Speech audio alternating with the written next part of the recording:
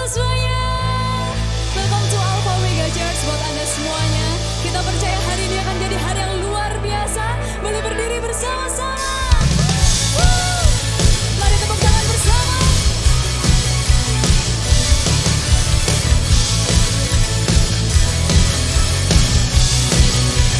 Katakan bersama.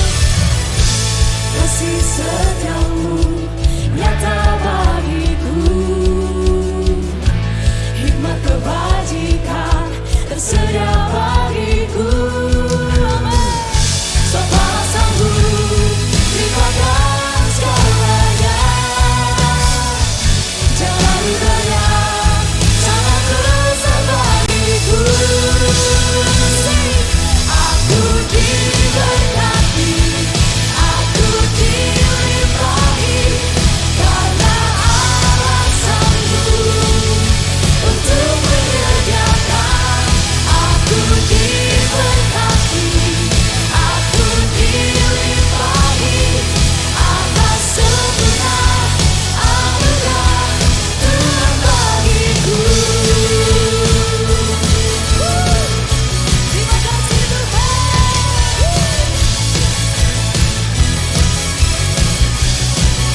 Katakan kasih setiamu, kasih setiamu nyata bagiku, hikmat kebajikan tersedia bagiku. Katakan bersama. Sebab Allah sanggup limpahkan segalanya, dan anugerah sangat besar bagiku. Aku diberkati, aku dilimpahi, karena Allah sanggup untuk menyediakan. Aku diberkati, aku dilimpahi, atas sempurna anugerah Tuhan bagiku.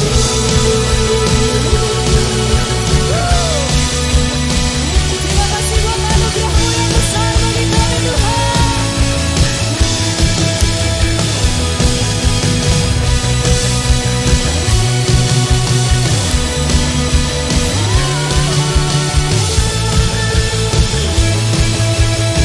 Mari angkat tangan bersama. Sebab Allah sanggup limpahkan segalanya, dan anugerahnya sangat besar bagiku. Once again, say. Sebab Allah sanggup limpahkan segalanya, dan anugerahnya sangat besar bagiku. Aku diberkati, aku dilimpahi, karena Allah sanggup untuk menyediakan. Lebih tinggi lagi katakan. Aku diberkati, aku dilimpahi, karena Allah sanggup untuk menyediakan. Aku diberkati, aku dilimpahi, atas sempurna anugerah Tuhan bagiku.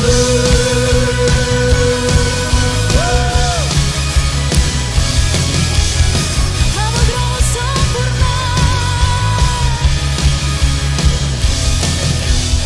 Oh Tuhan, berikan tepuk tangan sorak-sorai untuk Tuhan kita. Haleluya. Boleh saudara tepuk tangan di atas kepala untuk Tuhan kita hari ini. Come on.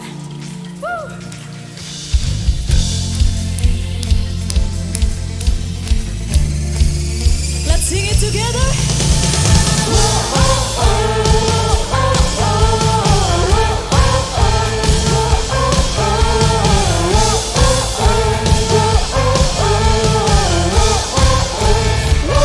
Katakan ini sama-sama. Tak dapat ku bayangkan hidupku tanpamu. Kau membuat hidupku menjadi berarti. Terima kasih Tuhan. Bergelap hidupku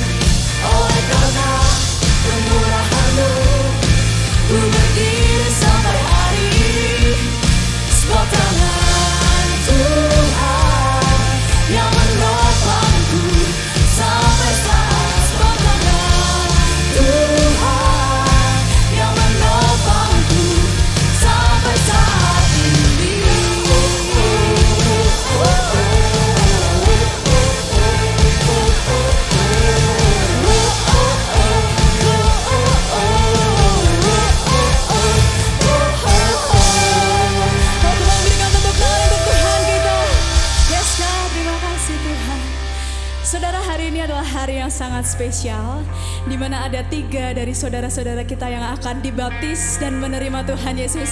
Come on, boleh berikan tepuk tangannya.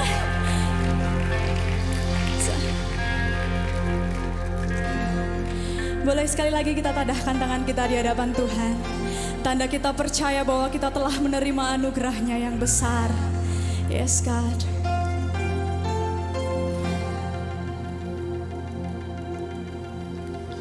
It was lonely in the dark, but you are working.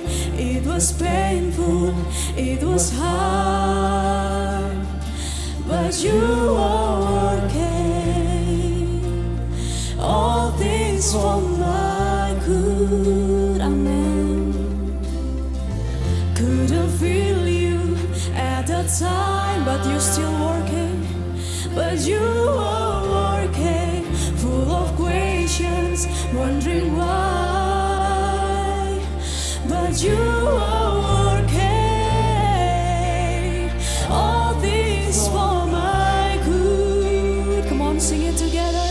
When I look back over my life and I think how good you have been, my soul sing. Great is your faithfulness. When I get your love on my mind, I get grateful all over again. My soul sing. Great is your faithfulness. So boleh berikan tepuk tangan untuk Tuhan kita. Yes, God. Kau Allah yang besar, Tuhan. Through the valley, through the storm, oh, you are working. I will worship all the more, 'cause you are working all things for my good. When I look back over my life and I think how good you have been, my soul sing. Great is your faithfulness. Yes, God. When I get your love on my mind, I get grateful all over again. My soul sing. Great is your faithfulness. Oh, my soul. Great is your faithfulness.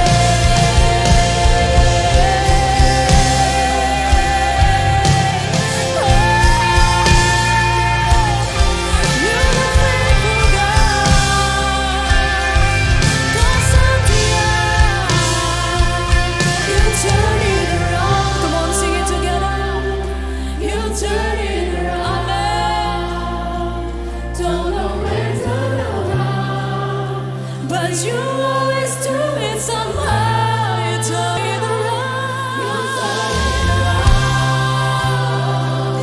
You turn it around. Don't know when, don't know how, but you always do it somehow. You turn it around. Sampai iman kita percaya. You turn it around. Don't know when, don't know how,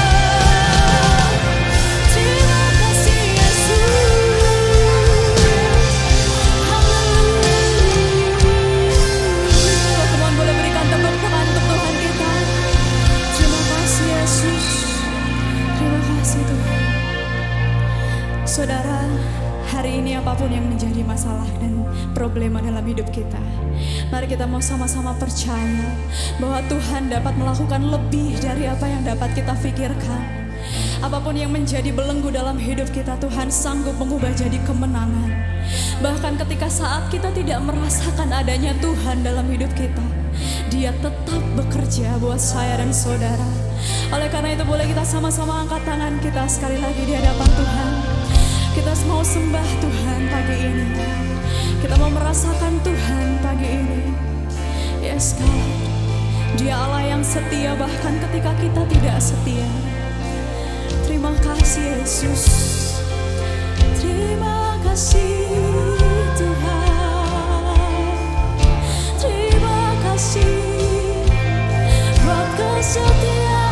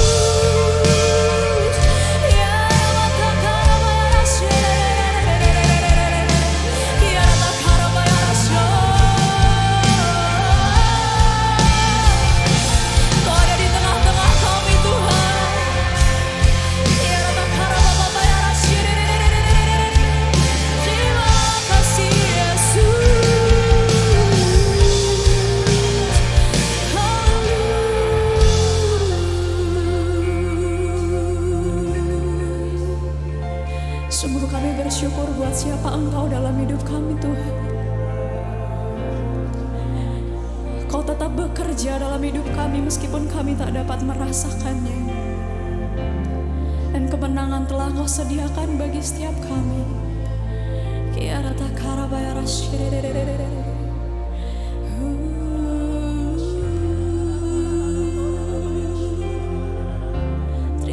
kasih Yesus.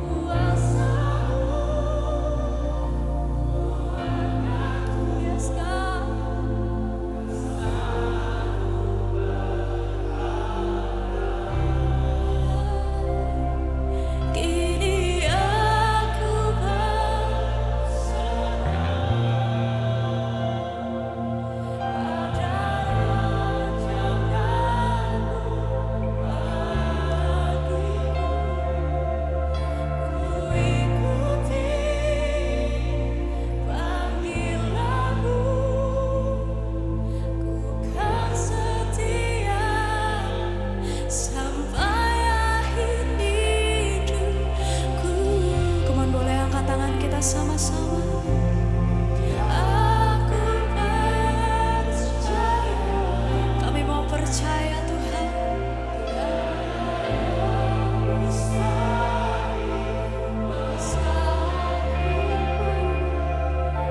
Kuasa-Mu kuatkanku, dasar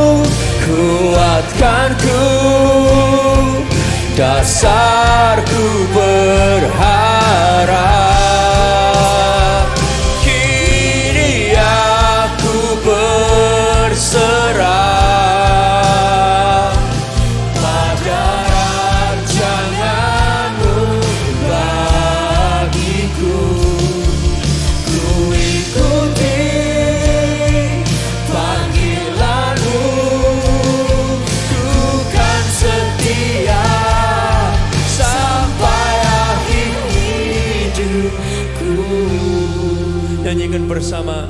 Kini aku percaya tiada yang mustahil. Kami percaya Tuhan, yes God. Kuasa-Mu kuatkanku, dasarku berharap. Kini aku berserah pada rancangan-Mu bagiku. Ku ikuti panggilan-Mu, ku kan setia sampai akhir hidupku.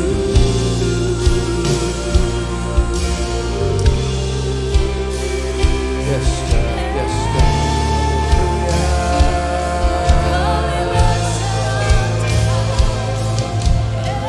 Haleluya, haleluya.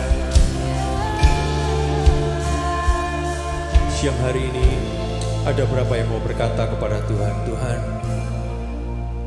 aku perlu kuasa-Mu dalam hidupku. Ada hal-hal yang harus aku kerjakan, tapi ada hal-hal yang aku perlu Tuhan yang mengerjakan. Yang itu bagian-Mu, yang aku tidak sanggup. Siang hari ini kami perlu berkata, hidup kami bukan tentang kuat kami, bukan tentang kehebatan kami, tapi aku perlu kehendak-Mu terjadi dalam kehidupan kami. Kalau itu adalah saudara, saudara boleh angkat kedua tangan saudara di hadapan Tuhan, sampaikan kepada Tuhan. Aku perlu kuasa-Mu, aku perlu mujizat-Mu, aku perlu mengikuti kehendak-Mu, aku perlu perbuatan ajaib-Mu. Tidak semua bisa aku kerjakan sendiri. I need you God, I need you God. Aku perlu Engkau Tuhan, yang di atas, yang di bawah. Saudara boleh angkat tangan saudara, sampaikan doa saudara kepada Tuhan. Mungkin di area pekerjaan, mungkin di area keluarga, mungkin di area kesehatan, mungkin di area pelayanan, mungkin di area sekolah saudara.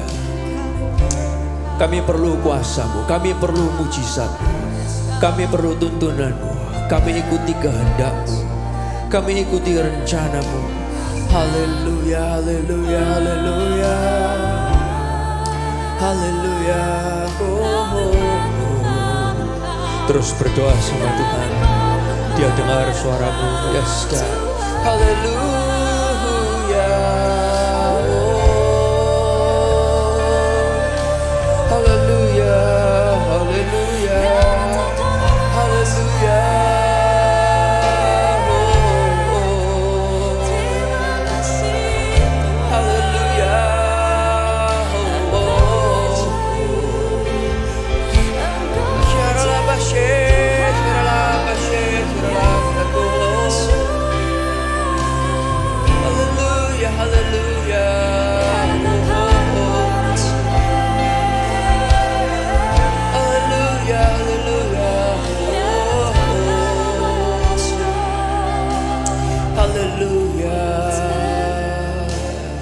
Nyanyikan bersama. Kini aku percaya. Katakan tiada yang mustahil. Tiada yang mustahil bagimu. Kuasa-Mu, yes God. kuatkanku, Kuasa-Mu jadi dasar aku berharap. dasarku berharap. Yes God. Kini Aku berserah pada rancangan-Mu bagiku. Ku ikuti panggilan-Mu. Ku kan setia, ku kan setia sampai akhir hidup. Boleh kasih tepuk tangan yang luar biasa buat Tuhan kita. Yes God, yes God.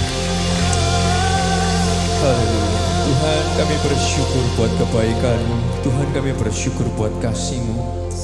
Kami tahu ada mujizat Tuhan buat hidup ini, di mana kami bisa berserah. Ada kuasa Tuhan yang berlaku hidup dalam hidup ini, di mana kami bisa percaya. Dan kami tahu dalam hidup ini bukan semua hal tentang kuat dan tentang gagah kami, tapi banyak hal yang tidak dapat kami lakukan, dan di situ kami butuh kuasa-Mu dinyatakan. Dan Kau terus nyatakan dalam kehidupan kami semua. Bersyukur buat kesempatan kami boleh bernyanyi, berdoa di hadapan-Mu. Bicaralah buat kami semua, karena kami perlu pesan firman Tuhan buat kami. Sampaikan pesan-Mu yang kami percaya akan membangun, memberikan terang buat kehidupan kami, buat jalan kami. Kami tahu kemana kami melangkah, karena firman Tuhan jadi tuntunan buat kami semua. Kami perlu firman Tuhan. Bicaralah buat kami di dalam nama Tuhan Yesus. Semua yang rindu lebih diberkati Tuhan bersama berkata amin. Boleh kasih tepuk tangan yang luar biasa. Yes, yes. Sebelum saudara duduk kembali, boleh gak sapa orang di sekitar saudara? Boleh disalamin, boleh dikasih senyum, boleh diapain saja orang sebelah saudara. Silakan duduk kembali, kita ngikutin beberapa pengumuman. Thank you Alpha Omega Church sudah memuji dan menyembah Tuhan dengan sangat luar biasa. What a powerful presence of God we just felt. Thank you untuk antusiasme Anda. Di Alpha Omega Church, we believe that we grow in community. Semua kita membutuhkan komunitas yang membangun. So, jangan lupa untuk tetap hadir dan terlibat dalam setiap pertemuan komsel Anda. Kalau Anda belum berkomsel, hubungi kami di nomor di bawah ini, supaya kami bisa membantu menyalurkan Anda ke sebuah grup. Berikut ini ada informasi yang baik untuk kita perhatikan. Alpha Omega Church dipanggil untuk selalu memuridkan, membangkitkan pemimpin, mendorong perubahan kehidupan dan berbuah. Departemen Edukasi Alpha Omega Church akan mengadakan kelas PTK, Pribadi, Talenta, dan Karunia untuk membantu setiap pria dan wanita mengenali kepribadian dirinya lebih baik sehingga efektif dalam berinteraksi, berkomunikasi, dan bersosial. Mengerti talenta yang Tuhan titipkan, menyadari karunia yang Tuhan percayakan. Kelas PTK diadakan secara onsite dan online via Zoom hari Minggu, tanggal 6 dan 13 Oktober 2024 jam 12.30 di ruangan Atmosfer. Pendaftaran dan informasi lebih lanjut bisa menghubungi nomor di bawah ini. Mari daftarkan anggota komsel kita, teman gereja kita, dan juga keluarga kita. Mari kita siapkan diri kita untuk diinspirasi pesan yang akan sangat membangun kehidupan kita. Enjoy the rest of the service. God bless. Yang luar biasa, saudara-saudara yang kasih Tuhan. Wow, senang sekali kalau di gereja kita, sekali lagi saya mention bahwa gereja ini bukan cuma gereja yang building hype on Sunday, tapi gereja ini adalah gereja yang juga peduli banget untuk melengkapi kehidupan saudara-saudara semua untuk boleh terus dimaksimalkan untuk sesuatu yang baik. Pribadi, Talenta, Karunia ini adalah kelas yang cuma 2 kali aja pertemuannya. Saya rasa saudara baik untuk bisa join sama-sama. Di situ saudara menemukan kepribadian saudara itu seperti apa, strength saudara seperti apa, weakness saudara seperti apa, talenta apa, dan karunia apa yang ada dalam hidup saudara. Dan saudara bisa menemukannya di sana.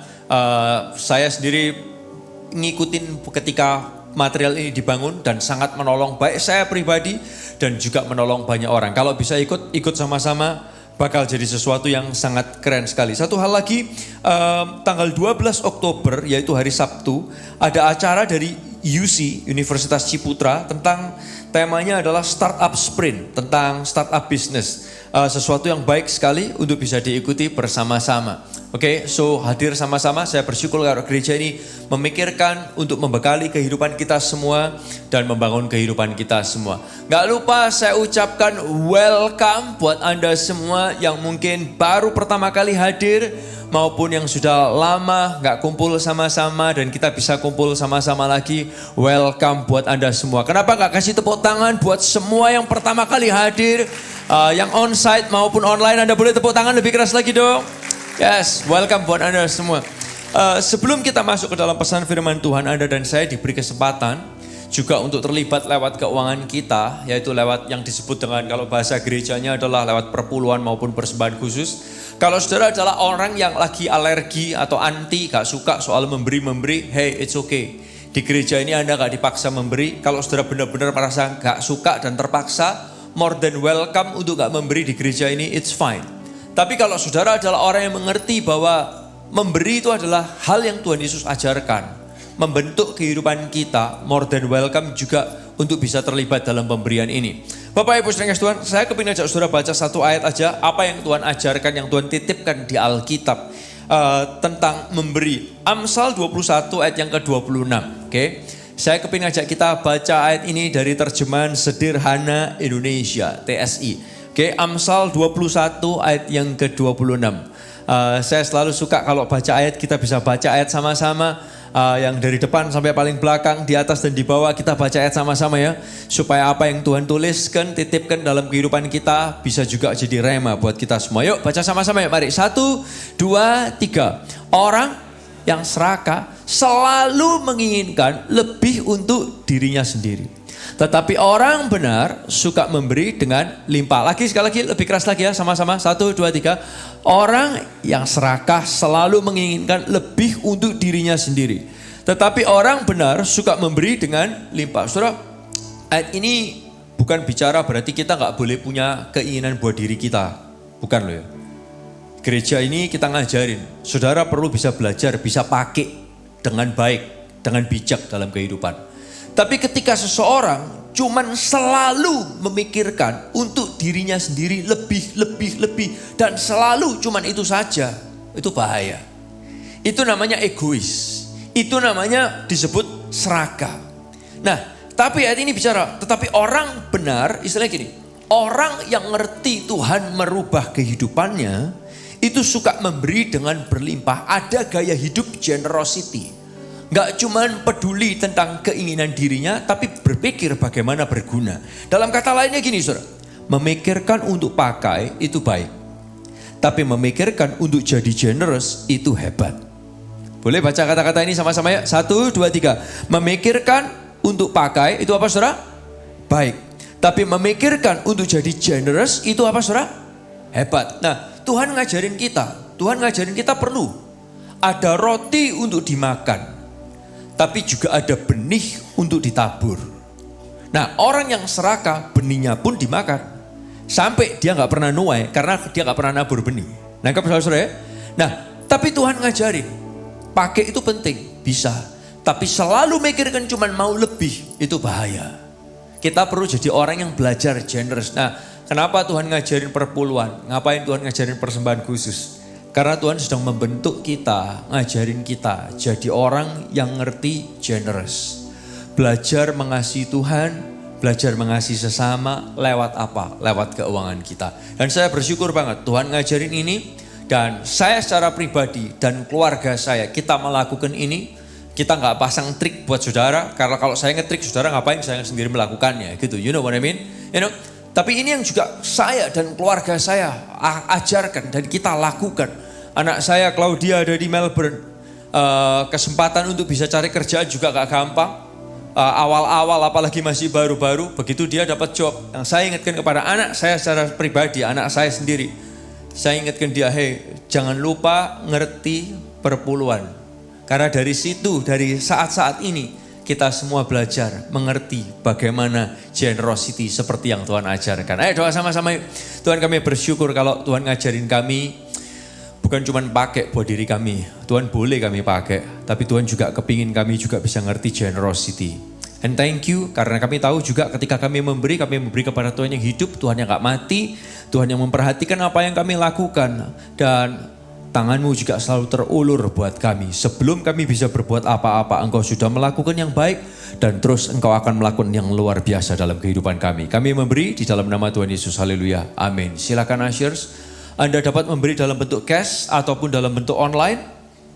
Ada nomor rekening, QR code ataupun mesin EDC yang dapat saudara akses di depan. Thank you.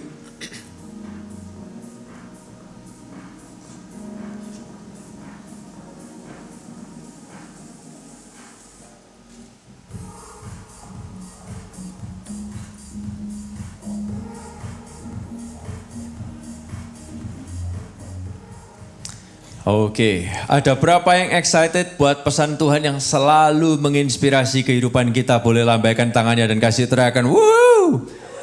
Yes, yes. Bapak Ibu Saudara kasih Tuhan, saya bersyukur banget di AUC ini kita selalu punya khotbah-khotbah yang menginspirasi, membentuk begitu banyak kehidupan. Dan saya bersyukur banget tim Gembala selalu memikirkan yang baik. Bagaimana kita Anda bukan cuma dilemparin khotbah sembarangan every Sunday, pengkhotbah yang kita undang sembarangan, tapi kita selalu berdoa, memikirkan, merencanakan apa yang Tuhan perlu sampaikan untuk membangun jemaat bersama-sama. And saya senang banget berada dalam tim ini secara luar biasa. Minggu ini saya kepingin ajak saudara membahas sebuah pesan yang diberi judul adalah gini saudara.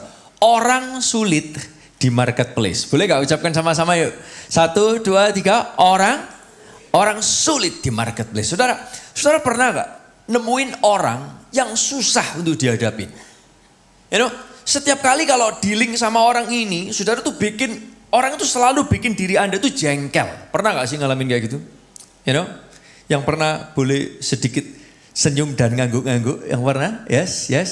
Oke, atau kita coba sama-sama. Yang pernah ngadepin orang yang sulit dalam hidup saudara, entah di sekolah, entah di kerjaan, entah mungkin di keluarga, entah mungkin di gereja, atau dimanapun. Yang pernah ngadepin orang yang sulit dihadapin, boleh gak angkat tangannya? Yes. Sedikit lebih tinggi. Jangan ketinggian, turun sedikit. Yes, terima kasih. Bapak Ibu saudara Tuhan. Dan menariknya adalah gini, kita semua bisa ngadepin orang yang susah, menyulitkan. Entah di pekerjaan, entah di sekolah, di komunitas, di gereja, di keluarga. Nah ini yang menarik saudara. Ada seorang psikologis, seorang sosiologi, namanya adalah Shira Over dari Bar Ilan University. Dan Claude S. Fisher dari University California di Berkeley, dia itu menganalisa, dia kumpul ke 2 kelompok orang. Okay? Kelompok orang yang pertama adalah usia 21 sampai 30 tahun. Okay? Dewasa muda, 21 sampai 30. Nah, ada 480 orang dewasa muda, 480 ya, dikumpulkan sama dia dewasa muda. Lalu kemudian kelompok kedua adalah kelompok gini saudara, usia 50 sampai 70 tahun. Dikumpulkan 666 orang di situ. Nah kemudian dari 2 kelompok ini mereka ditanyain, kamu punya kak, bisa kak sebutkan nama-nama orang yang kamu sering hangout, oke? Names, orang-orang yang kamu sering kali hangout, bisa ngobrol bareng, ngopi bareng, makan bareng, oke? Mereka bisa menyebutkan, lalu sebutkan lagi nama-nama orang yang gini. Kalau kamu kesulitan, kamu bisa minta nasihat dan kamu juga kasih nasihat kepada mereka. Orang-orang ini menyebutkan nama-nama, terus kemudian dia juga tanya lagi gini. Sebutkan orang-orang yang gini. Kalau kamu kesusahan, seandainya kamu sakit harus masuk rumah sakit, emergency. Kamu gak bisa pergi sendiri. You can call these names dan kemudian mereka bisa tolong kamu. Orang-orang ini menyebutkan. Nah lalu kemudian sampai kepada suatu titik, orang-orang ini ditanyain pertanyaan ini saudara, perhatikan ini. Saya menemukan ini, baik yang muda, yang dewasa, sampai yang tua, yang lanjut usia. Ditanyain, bisakah kamu menyebutkan orang-orang yang menyulitkan hidupmu yang terjadi? Orang-orang yang menyebalkan. Yang istilahnya gini, kalau dia telepon atau dia WA, aduh saudara-saudara ini, Tuhan Yesus, orang ini lagi. Saudara nangkap apa yang saya bicarain? Nah, lalu kemudian ternyata, yang menarik ini saudara. 3/4 atau 75% dari yang dewasa muda itu menyebutkan at least 1 nama. 75%. Dari yang umur 21 sampai 30 tahun. Yang umur 50 sampai 70 tahun itu 2/3 diantaranya, yaitu 67% bisa menyebutkan at least 1 nama. At least 1 nama. Nah, saudara, lebih dalam lagi para researcher ini meneliti. Lalu kemudian dihitung ketika nama-nama ini disebutkan bukan cuma 1, banyak. Ini yang menarik saudara. Yang 480 orang dewasa muda tadi, yang 480 ya, bisa menyebutkan total, perhatikan ini, 5.064 nama orang yang menyebalkan dalam hidupnya. Dari 480 orang ini bisa menyebutkan 5.064 nama orang yang menyebalkan. Nah, sedangkan orang 666 orang dewasa, mereka bisa menyebutkan 6.689 orang yang susah dihadapi dalam hidup. Bapak Ibu saudara Tuhan, kenapa saya bahas ini di awal? Karena gini, ternyata setiap kita, baik yang muda maupun yang dewasa, yang lansia, sampai akhir hayat hidup kita itu bisa dan akan menemui orang yang menyulitkan dalam hidup ini. Yang setuju katakan yes. Yang setuju katakan yes. Nah, bersyukurlah hari ini pembahasannya, oke? Anda boleh WA mereka, kamu dengarkan khotbah ini. Kalau mereka nggak ada di sini, kasih linknya, saudara ya. Dengan sukacita akan menolong saudara. Nah, pada dasarnya ini menjelaskan kepada kita bahwa gini, menghadapi orang yang menyulitkan dalam hidup itu sesuatu yang dihadapi semua orang dan Anda nggak sendirian. Serius, saya punya anak saya SMA dan kuliah. Oke, sekarang beda. Dulu SMA, sekarang SMA dan kuliah. Dan anak saya pun dari SMP bisa cerita temannya yang menyulitkan. Yang selalu annoying, yang selalu difficult. Oke, saya pun juga teman yang seusia saya yang bisa cerita. Mereka punya orang-orang yang difficult to deal with dalam kehidupan mereka. Saya ketemu orang-orang yang seusia papa saya dan seumur-umurnya mereka yang juga bisa berkata, aku pun juga nemukan orang-orang yang susah dihadapi dalam kehidupan. Nah, ternyata semua orang menemukannya, saudara. Nah, ada beberapa fakta tentang orang yang menyulitkan dalam kehidupan ini. Ada beberapa fakta. Faktanya agak banyak, saudara. Saudara dengerin ya, ikutin ya. Yang pertama adalah gini. Kita semua akan menghadapi orang yang menyusahkan dan menjengkelkan di dunia kita. Saudara dan saya, kita semua, pria, wanita. Di kota besar, di kota kecil, negara berkembang, negara yang sudah maju. Karena apa? Karena gini, dengerin. Ternyata Tuhan Yesus pun juga ngadepin. Waktu dia di dunia, dia ngadepin orang yang namanya adalah Petrus. Yang, wow, aku siap mati buat engkau Tuhan. Tuhan ngomong, terus. Nanti ya, sebelum ayam berkokok 3 kali, kamu sudah mengkhianati aku. Kamu sudah gak ngakuin aku. 1 Petrus. Satu lagi, Tuhan Yesus sendiri di dunia, dia punya bendahara, orang kepercayaan namanya Yudas. Dia yang mengkhianati dan menyerahkan Tuhan Yesus untuk disalib, disiksa dan dibunuh. Difficult. Loh, ini orang kepercayaan dan Tuhan Yesus sudah tahu orang ini yang bakal nyerahin dia. Tapi dia masih percaya orang ini. Susah gak sih saudara? Susah. Setelah Tuhan Yesus terangkat ke sorga, ada orang lagi yang namanya Saulus. Sukaannya nyiksa-nyiksa pengikut Yesus. Itu pun menyusahkan buat Tuhan Yesus waktu dia setelah naik ke sorga. Nah, kalau kita tarik undur di Alkitab kita paling awal, dengarkan saya Bapak Ibu saudara Tuhan. Bapak kita yang di sorga pun juga harus dealing dengan orang-orang yang menyusahkan. Bahkan waktu itu dia ciptakan manusia cuman 2, Adam dan Hawa. Oke. Sudah dikasih makanan yang begitu rupa. Anda bisa bayangkan ya. Kalau saudara pergi ke restoran, menunya saudara pilih banyak sekali. Oke, banyak sekali. Yang kosong cuma 1. Saudara pasti masih mau beli kan? Karena ada banyak menu yang lain. Saudara masih duduk. Kecuali, menunya habis semua kecuali cuma 1 yang bisa dimakan. Nah itu kebacut, saudara akan berdiri, saudara akan lari. Tapi kalau di antara semua menu yang gak bisa dimakan cuma 1, you'll be okay. You sit there and just order some food. Nah, Adam dan Hawa dikasih semua banyak buah. Yang gak boleh cuma 1. Yang 1 itu juga masih dilanggar. Kalau bahasa zaman 2024-nya, kalau Tuhan bisa ngomong di zaman 2024 ini yang akan dia katakan. Angel tenan, angel wis angel. Itu yang akan dia katakan, saudara. Ternyata Bapak yang di sorga juga harus deal dengan orang-orang yang susah untuk dihadapin. Nah yang B adalah gini. Tidak semua orang yang sulit itu adalah orang yang buruk. Atau orang yang menyakiti kita dengan sengaja. Gak semua orang yang sulit itu adalah orang yang buruk. Atau orang yang jahat. Nah sebelum kita melabel seseorang itu menyulitkan itu adalah kita perlu memikirkan bahwa gini. Mungkin orang tersebut punya maksud yang lain atau tidak seburuk yang kita bayangkan. Ini yang kedua. Nah yang ketiga adalah gini saudara. Alkitab pun ngajarin gimana menghadapi orang-orang yang menyulitkan dalam hidup. Alkitab ngajarin. Karena apa? Karena Bapak di sorga udah tahu. Dari kejadian. Orang menyulitkan itu udah ada. Bapak sendiri ngadepin. Yesus sendiri ngadepin di perjanjian baru. Nah kita yang ngadepin Tuhan juga udah siapin. Saudara mau tahu gak ayatnya di mana? Lukas 6. Ini di catatan Lukas pasal yang ke-6. Ini adalah catatan di mana gini. Tuhan Yesus lagi berkhotbah di bukit. Dia khotbah beberapa topik. Salah satu topiknya itu adalah ini. Bagaimana menghadapi orang yang menyebalkan dan menyulitkan dalam kehidupan saudara. Nah kita lihat sama-sama dalam Lukas pasal yang ke-6. Saya kepingin ajak saudara baca ayat yang ke-32 terlebih dahulu. Oke? Dalam terjemahan TSI, terjemahan sederhana Indonesia, kata-katanya berbunyi seperti ini. Baca sama-sama ya. 1, 2, 3. Kalau kamu, lebih keras ya. 1, 2, 3. Kalau kamu hanya menunjukkan kasih kepada teman yang mengasihimu saja, jangan harap Allah akan memberkatimu atas perbuatanmu itu. Karena orang-orang berdosa juga menunjukkan kasih kepada orang yang mengasihi mereka.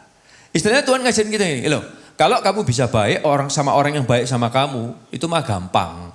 Orang nggak usah kenal Tuhan, orang nggak kenal Tuhan aja bisa kayak gitu. Dan istilahnya gini, ayat ini berkata gini, jangan harap Allah memberkatimu atas perbuatanmu itu. Dalam terjemahan lainnya dipakai kata-kata ini, saudara. Apakah pahalamu? Kalau Anda bisa baik sama orang yang baik sama saudara, istilahnya nggak ada pahalanya. Nangkap saudara ya? Saya bersyukur sekali di gereja ini, kalau baca Alkitab ayatnya itu terjemahannya bisa macam-macam. Kenapa? Karena pendetanya milihin nyiapin buat saudara supaya bacanya gampang buat saudara. Tapi kalau bacanya gampang jangan dianggap gampangan dan gak persiapan. No, we prepare the best for you. You know, ini kalau kamu bisa ngasihin orang yang baik sama kamu, yang mengasihi kamu balik, gak ada pahalanya. Tapi Bapak Ibu Saudara, dan Tuhan ngajarin ini. Nah, yang D adalah gini. Anda tidak selalu mendapatkan hasil yang Anda mau. Kita perlu tahu, waktu ngadepin orang yang susah dihadapin, saudara tidak akan selalu mendapatkan hasil yang saudara mau. Anda tidak selalu bisa merubah mereka. Nah Bapak Ibu Saudara, lalu apa fokusnya kita menghadapi orang yang menyulitkan dalam hidup ini? Nah, fokusnya adalah gini, bukan untuk merubah mereka. Tapi gini, bagaimana berhubungan dengan orang yang menyulitkan, yang bisa membawa kemuliaan buat Tuhan. Itu yang perlu kita pikirkan. Kalau saudara pikirnya adalah gini, bagaimana orang ini susah, aku harus bisa robah dia. Dengarkan saya, saudara akan makin capek, saudara akan makin stres. Tapi kalau saudara berpikirnya adalah gini, bagaimana aku bisa hubungan dengan orang ini, dan hubungan dengan orang ini bawa kemuliaan buat nama Tuhan. Burden saudara akan beda. Saudara gak akan capek sendiri. Kenapa kita perlu belajar akan hal ini? Karena gini saudara, Anda bisa kontrol tindakan Anda terhadap orang lain, tetapi Anda tidak dapat mengontrol responnya mereka. Saudara bisa, Anda bisa mengontrol tindakan saudara terhadap orang lain, tapi Anda gak bisa mengontrol respon mereka. Nah yang kelima adalah gini, saudara perhatikan ini.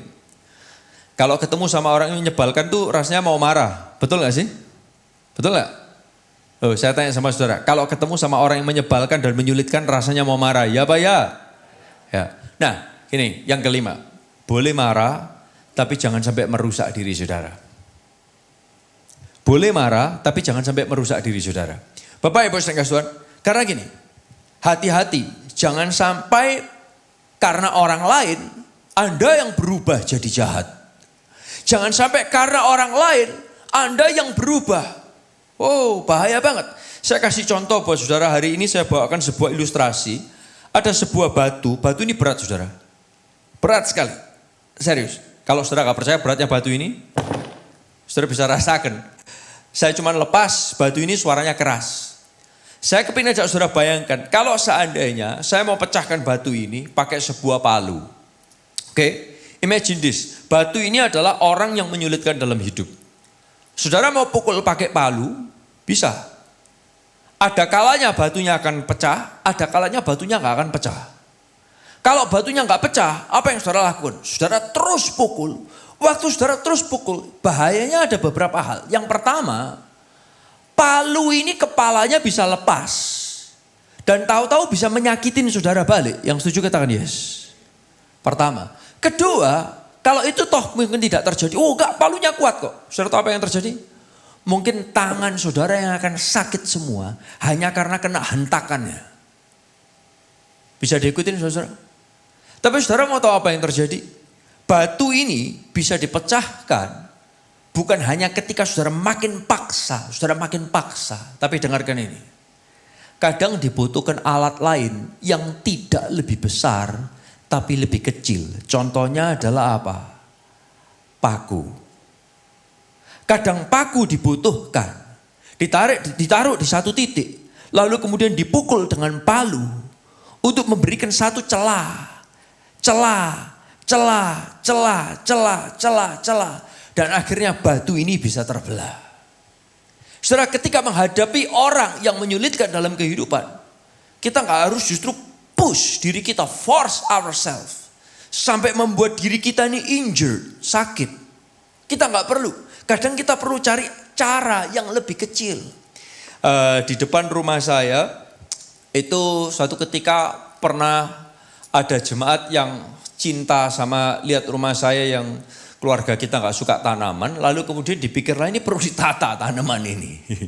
Nah Bapak Ibu sering setelah tanaman ini ditata, lalu kemudian saya ngeliat di rumah saya itu atapnya itu model siku gini, airnya tuh nyosor ke rumput di situ, yang bisa menyebabkan tanahnya itu makin bolong gede gitu. Nah saya pikir saya lakukan apa? Saya nggak mau juga kasih rantai tambah jelek sekali gitu. Nah saya taruh sebuah batu yang lumayan besar, saya taruh di situ supaya air itu jatuh ke batu itu dan kemudian dia mecah. Nangkep saudara ya? Nah saudara tahu apa yang terjadi? Setelah beberapa tahun kemudian, saya menemukan batu yang besar, yang lebih besar daripada batu ini, yang diangkat itu juga butuh effort, karena sering ditetesin air dengan kencang. Di satu titik ini, itu bisa ada coakan yang makin lama makin gede, makin gede, makin gede, makin gede. Saudara tahu ini bicara soal apa? Ketika saudara menghadapi orang yang susah dalam kehidupan, bukan berarti harus makin ditabrak. Ada momennya saudara harus tabrak, ada momennya saudara harus pakai alat yang lebih kecil, ada momennya saudara pakai tetesan air yang bisa memecahkan batu ini. Nah yang F adalah gini saudara, yang keenam, faktanya tentang orang yang susah. Orang yang menyulitkan mungkin memiliki latar belakang yang menyakitkan buat dia. Berilah kemurahan. Bapak Ibu Saudara, ini sesuatu yang simple tapi seringkali kita lupakan. Orang yang menyulitkan dan menjengkelkan itu karena sesuatu terjadi dalam kehidupannya. Oleh karena itu ada kata gini saudara, hurting people hurt people. Orang yang tersakiti akan nyakitin. Oleh karena itu punyailah kemurahan buat orang-orang yang itu. Nah ini ada 6 fakta. Nah lalu kemudian pertanyaannya lagi, oke Ezra, kalau itu adalah faktanya sekarang aku sadar. Tuhan Yesus ngadepin, Bapak yang di sorga ngadepin, kita juga ngadepin. Statistiknya di zaman sekarang, semua orang ngadepin. Satu orang bisa kasih 10 nama lebih tuh. Makanya dari 480 orang bisa muncul sekian ribu nama. Nah apa yang Tuhan Yesus ajarkan kepada kita, bagaimana apa yang mesti kita hadapin tentang menghadapi orang-orang yang menyulitkan. Saya nggak tahu kenapa hari ini pun juga tahu-tahu suasananya jadi panas gitu saudara-saudara ya. Saya lihat beberapa kipasan, saya mau khotbah sambil kipasan itu juga sungkan gitu loh saudara-saudara. Bersyukur di gereja ini nggak harus khotbah pakai jas, itu kemurahan Tuhan yang sangat luar biasa. Dan kita berdoa mujizat terjadi, AC tahu-tahu bisa kembali dengan normalnya di dalam nama Tuhan Yesus. Yang percaya katakan amin. Terima kasih. Oke, nah apa yang Tuhan Yesus ajarkan tentang menghadapi orang yang menyulitkan, oke? Lukas pasal yang ke-6, ini sudah pakai kaos, sudah mau keringetan lagi. Jangan sampai saya harus khotbah tanpa kaos, karena six pack saya tidak akan kelihatan. Oke, Lukas pasal yang ke-6 kita baca sama-sama yuk, ayat 27 sampai ayat yang ke-29 ya. Kita lihat sama-sama dalam terjemahan AMD, oke? Lukas 6 ayat 27 sampai 29, dari ayat yang tadi yang Yesus khotbahkan di atas bukit. Ayo sama-sama, 1, 2, 3. Tetapi aku berkata kepada kamu yang mendengar padaku, kasihilah musuhmu, berbuatlah baik kepada mereka yang membencimu, mintalah Allah untuk memberkati mereka yang mengharapkan kamu apa saudara? Celaka. Berdoalah untuk orang yang tidak memperlakukan kamu dengan baik. Jika ada orang yang menampar pipimu yang satu, apa saudara? Biarlah dia menampar pipimu yang lainnya juga. Jika ada orang yang mengambil jubahmu, biarlah ia mengambil bajumu juga. Saudara, menurut saya saudara gak akan suka ayat ini. Benar gak sih? Saudara gak akan suka ayat ini. Sampai di sini saya tahu sebagian dari saudara akan berpikir gini, ya ini loh, aku gak sukanya khotbah. Kadang ngomongnya gak nyambung dengan kehidupanku. Ezra, ngomong gitu tuh gampang. Ditampar pipi satu, kasihkan pipimu satunya. Emangnya kamu bisa? Saya kasih tahu saudara ya, semua mata bulat saya yang lagi kepanasan, boleh tolong lihat saya, dengerin saya baik-baik, dengerin saya. Saya nggak bisa. Lah kenapa kamu ngajar ini? Kenapa kamu cerita ini? Perhatikan saya, bukan ajaran saya, ajaran Tuhan Yesus. Jadi kalau Anda mangkal, jangan mangkal sama saya, mangkal sama Yesus. Yang setuju katakan yes. Ya, kalau mangkel, jangan mangkel sama saya, mangkel sama siapa? Loh, langsung wedi semua ya. Loh, karena ini ajarannya. Dia khotbah di bukit, ini yang dia khotbahkan. Saya cuma hambanya menyampaikan. Serius. Dan ini yang dia ajarkan. Kalau kamu ditampar satu pipi, kasih pipi yang lain. Like, bro, halo. Kalau kamu diminta jubahmu, kasihkan sebajumu sekalian. Like, Bapak Ibu Saudara dikasih Tuhan. Ini Tuhan Yesus yang ngajarin, bukan saya sekali lagi. Karena kalau saudara lihat, kalau ada Alkitab yang tulisannya dari Allah berfirman, tulisannya merah. Yesus berkata, tulisannya merah. Ini termasuk tulisan merah, saudara. Bukan tulisan Rasul, tulisan kata-kata Yesus langsung. Nah, apa yang Tuhan ajarkan dari ayat-ayat ini? Bagaimana kita dealing dengan orang yang menyusahkan dalam hidup? Yang pertama adalah gini, berusahalah selalu berbuat baik dengan bijak. Boleh gak katakan ini sama-sama? 1, 2, 3. Berusahalah selalu berbuat baik dengan apa, saudara? Bijak. Berbuat baik perlu kebijakan. Di ayat 30, Tuhan Yesus menjelaskan dalam khotbahnya ini tentang mengasihi musuhmu ini. Ini, baca sama-sama yuk dari terjemahan bahasa Indonesia sehari-hari. 1, 2, 3. Kalau orang minta sesuatu kepadamu, berikanlah itu kepadanya. Dan kalau milikmu dirampas, janganlah memintanya kembali. Bapak Ibu Saudara, bagaimana bisa melakukan ini dengan baik? Kita perlu sadar bahwa gini, seringkali kita ini juga punya kelemahan. Tapi Tuhan menerima kelemahan kita. Dengan hal ini, saudara bisa kasih kemurahan sama orang lain. Kita ini punya banyak kelemahan, Tuhan kasih kemurahan. Oleh karena itu, kalau saudara bisa lihat itu, saudara akan juga bisa kasih kemurahan kepada orang lain. Nah, tapi berbuat baik ini dengan bijak. Katakan sama-sama sekali lagi. Dengan apa, saudara? Boleh dengan bodoh. Apalagi zaman sekarang. Dunia tipu-tipu itu masih sampai zaman sekarang. Betul kan, saudara? Ada lagunya sampai dengan gitu kan. Dunia tipu-tipu gitu kan. Bapak Ibu Saudara Tuhan. Karena banyak penipuan. Jangan sampai saudara sudah ditipu. Sudah ketipu. Masih mau ditipu lagi. Itu namanya gak bijak. Atau saudara tahu ini orang mau nipu saudara.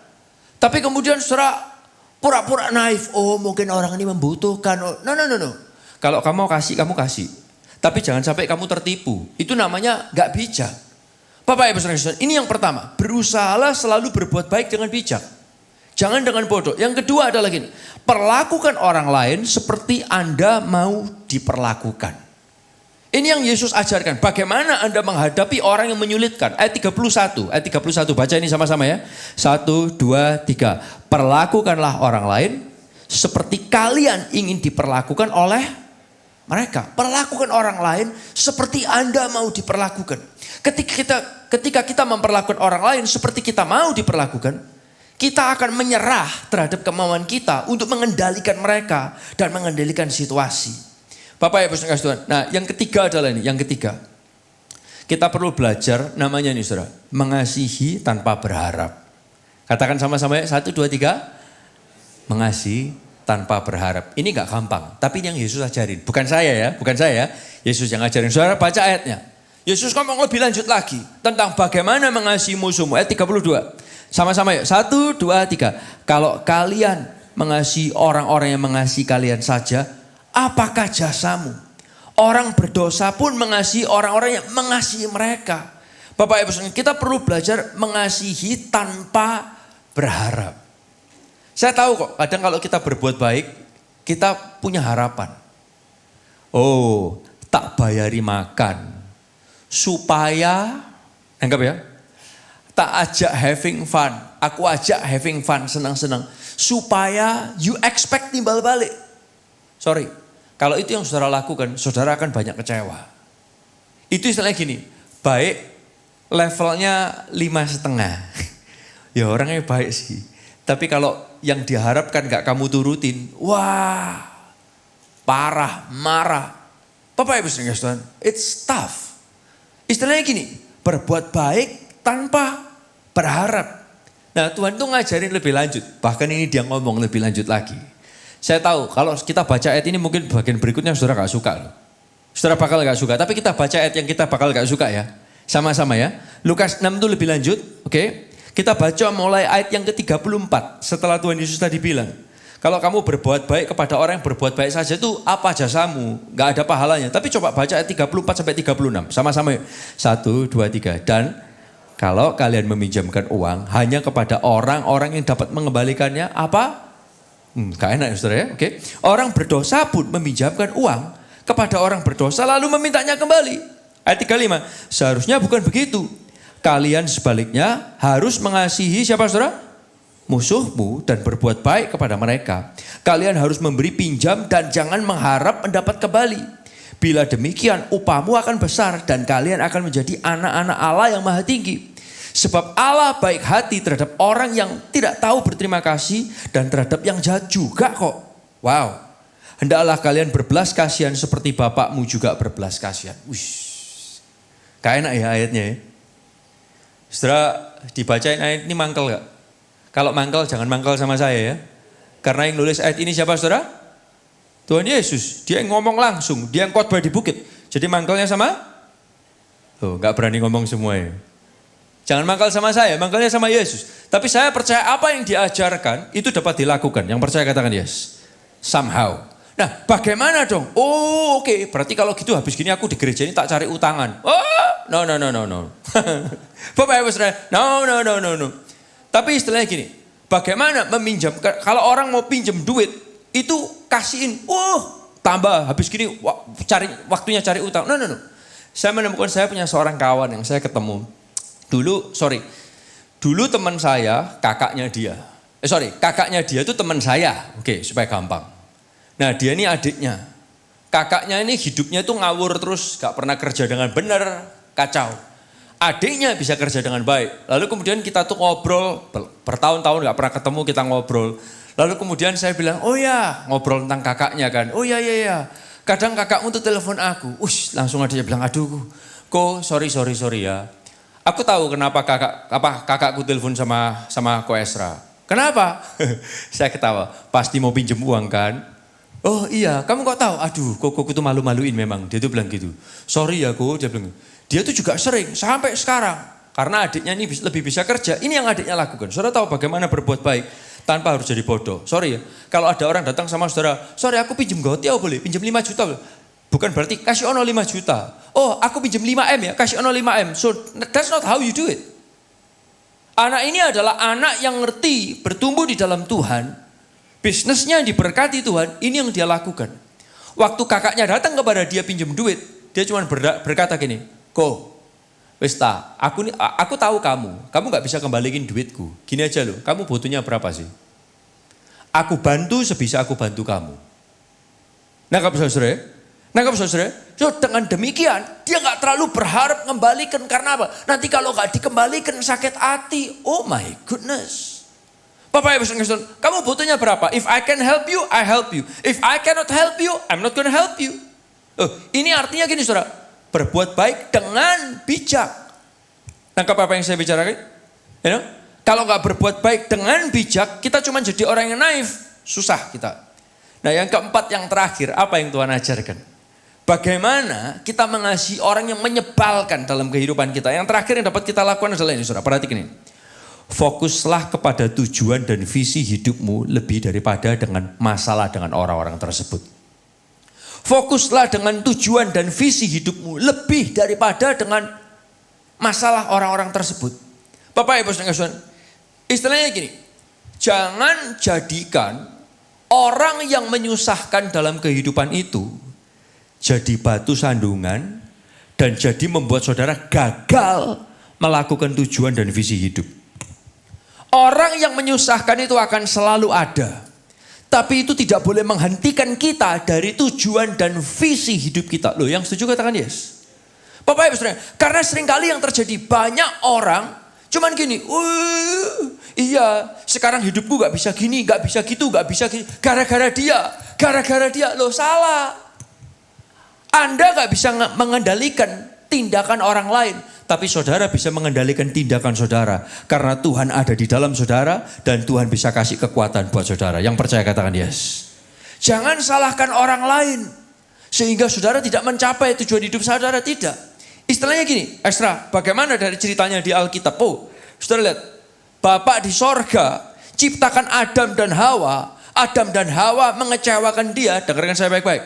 Tapi itu tidak menghentikan Bapak di sorga untuk mengizinkan mereka beranak cucu dan tetap mencintai manusia dan tetap mengizinkan manusia menikmati buah-buahan yang dia titipkan dan dia set upkan buat kita. Binatang di langit, binatang di darat, binatang di laut dikelola oleh manusia.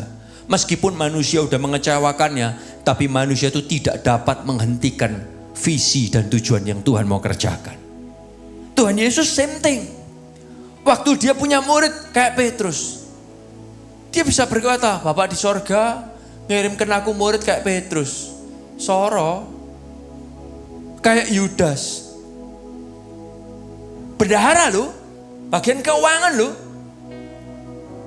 Tapi itu tidak jadi alasan yang menghentikan Yesus untuk tetap disiksa, naik ke kayu salib, mati dan bangkit buat saudara dan saya. Jangan biarkan hal seperti ini itu justru menghentikan tujuan dan visi hidup saudara. Anda harus lihat, Tuhan punya visi, Tuhan punya rencana. Tuhan Yesus tetap fokus sama visinya. Bapak di sorga tetap fokus sama visinya. Istilahnya gitu saudara. Barang gak gede jangan digede-gedein. Bisa diikutin saudara? Barang gak gede jangan digede-gedein. Nanti yang gede jadi kecil, yang kecil jadi gede. Bahaya. Problema kecil jadi besar, tujuan besar jadi kecil. Anda kehilangan banget. You know, waktu saya balik dari Australia, mau balik ke Surabaya, saya transit di Jakarta. Dan sebelumnya itu ada teman yang kepingin ngajak saya janjian untuk ketemuan. Dan saya bilang, ya kita nih janjian gak ketemu terus ya. Tapi pas saya berangkat ke Jakarta, kita pas ketemu di sebuah restoran. Kemudian dia berkata, kapan ke Jakarta lagi? Saya bilang, aku bakal transit Jakarta. Kalau gitu kita ketemuan yuk, momen itu yuk. Aku pingin banget ngobrol-ngobrol.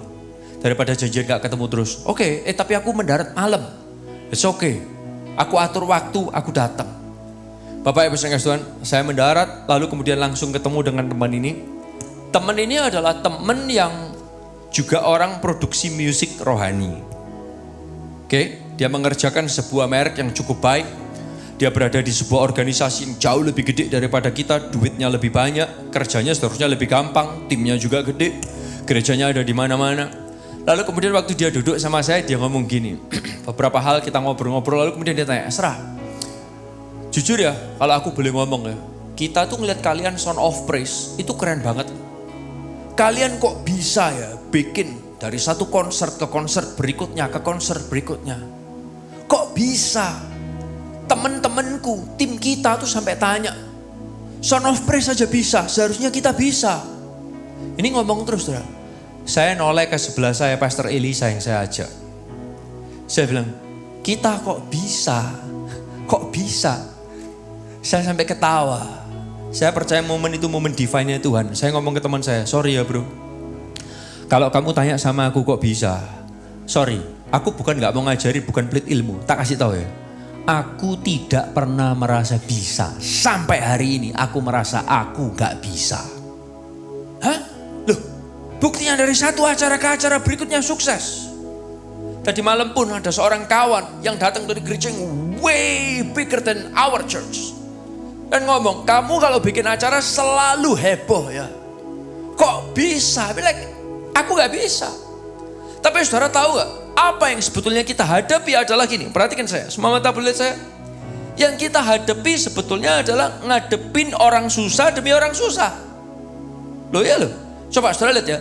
Melayani bersama-sama. Volunteer gak dibayar bersama-sama. Susah. Loh. Nata volunteer bukan hal yang gampang, susah. Tapi kita gak mau banging. Sampai ada palu yang melukai diri kita sendiri. Kita gak mau dihentikan oleh kesusahan bekerja sama. Sampai kita lupa tujuan dan visi Tuhan buat Son of Praise yang Tuhan titipkan kepada kita. Menyampaikan pesan Tuhan lewat lagu dan pujian.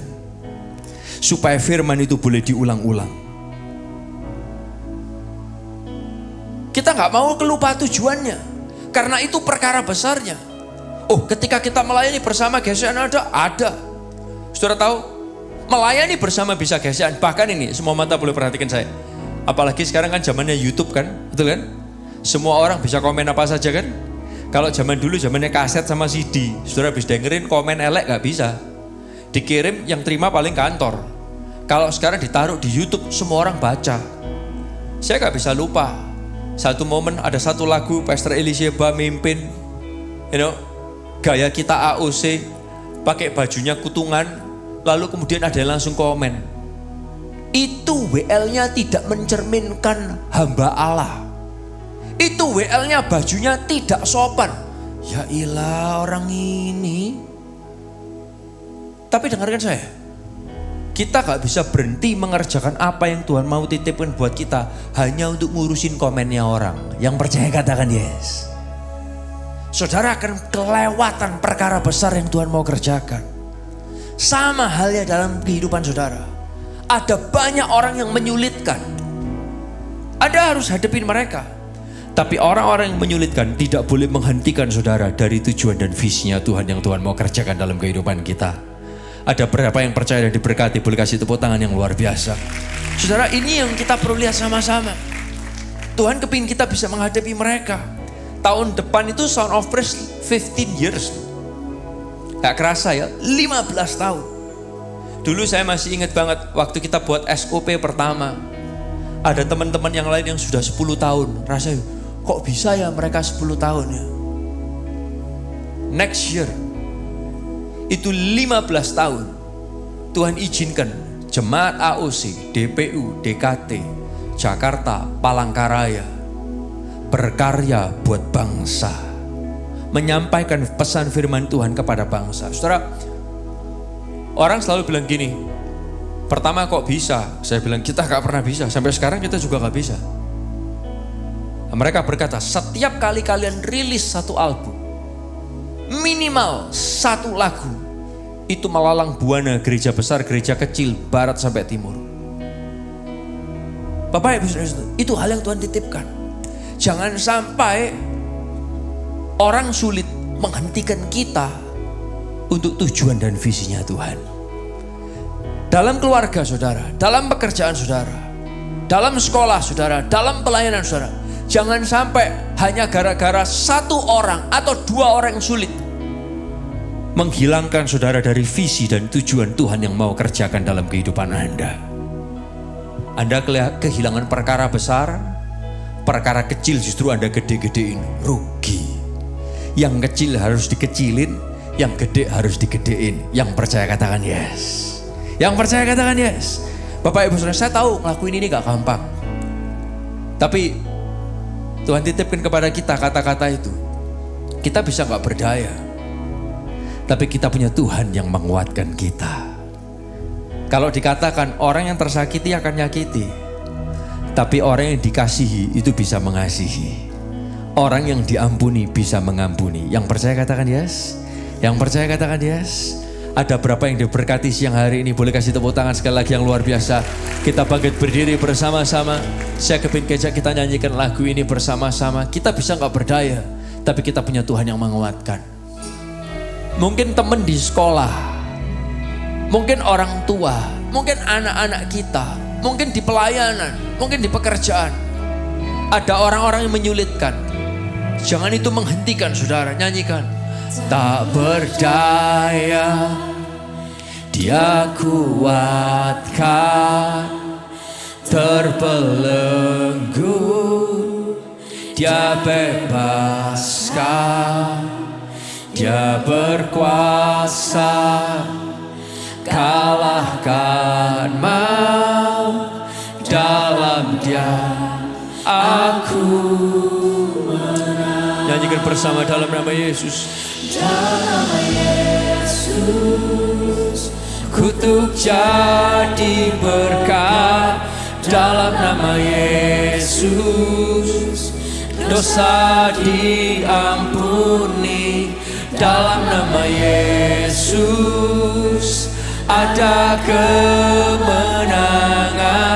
Dalam nama Yesus, katakan aku dipulihkan. Aku dipulihkan. Dalam nama Yesus.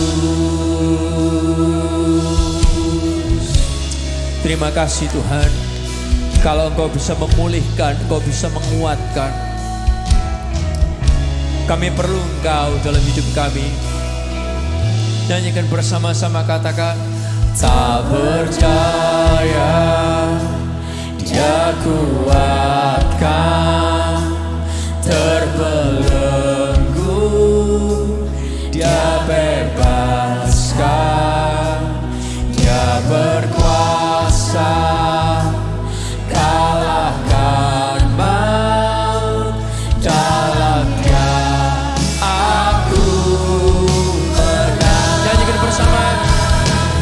Dalam nama Yesus kutuk jadi berkat, dalam nama Yesus dosa diampuni, dalam nama Yesus ada kemenangan, dalam nama Yesus aku dipulihkan, dalam nama Yesus. Saudara, hari ini saudara boleh turunkan tangan saudara, pejamkan mata saudara. Ada berapa yang ingin berkata, Tuhan, kalau itu yang Engkau ajarkan Yesus, untuk mengasihi orang-orang yang menyulitkan, dan itu juga terjadi. Aku perlu kekuatan dari Tuhan. Aku gak mampu melakukannya sendiri. Aku perlu kasih-Mu, aku perlu pengampunan-Mu, aku perlu kemurahan-Mu dalam hidupku. Supaya jangan berkat jadi kutuk, tapi kutuk jadi berkat. Kalau itu adalah saudara-saudara, boleh angkat tangan saudara di tempat saudara berdiri. Saya mau berdoa buat Anda.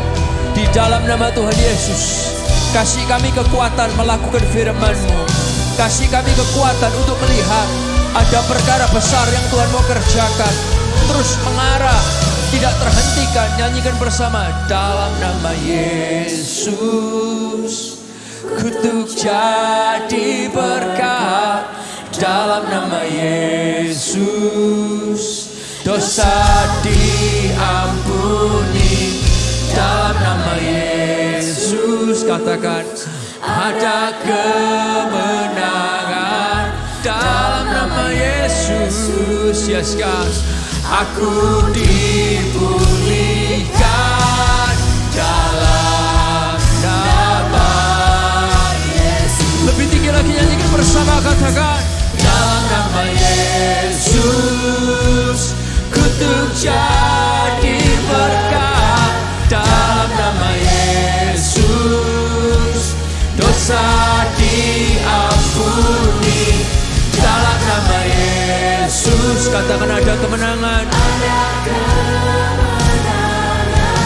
dalam nama Yesus aku dipulihkan. Sebutkan dalam nama Yesus. Boleh kasih tepuk tangan yang luar biasa buat Tuhan kita. Terima kasih Tuhan. Terima kasih Tuhan. Tuhan, kalau ada di antara kami yang ngalamin sakit hati dengan siapapun yang ada di sekitar kami, ingatkan kami. Kami bukan orang sendirian yang ngalamin seperti itu. Semua orang juga ngalamin. Semua orang ngalamin. Yang sekolah, yang kuliah, yang kerja, yang lansia, semua orang ngalamin.